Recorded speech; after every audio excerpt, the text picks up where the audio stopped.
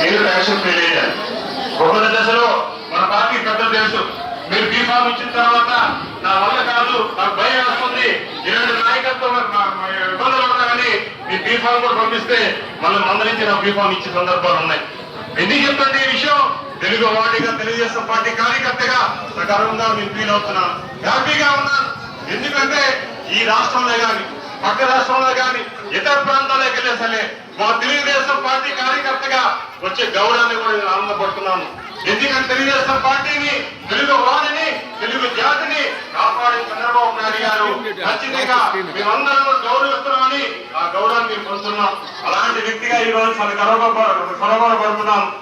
IT అధ్యక్షులు, జాతీయ అధ్యక్షులు చెప్పారు, ఒక సిగ్నేచర్ క్రాస్ చేస్తే ఎంత బోధత్వంలో చూపిస్తున్నారో మనం కూడా మన లైఫ్ లో ప్రతి విషయంలో కూడా గుర్తుపెట్టుకోవాలి.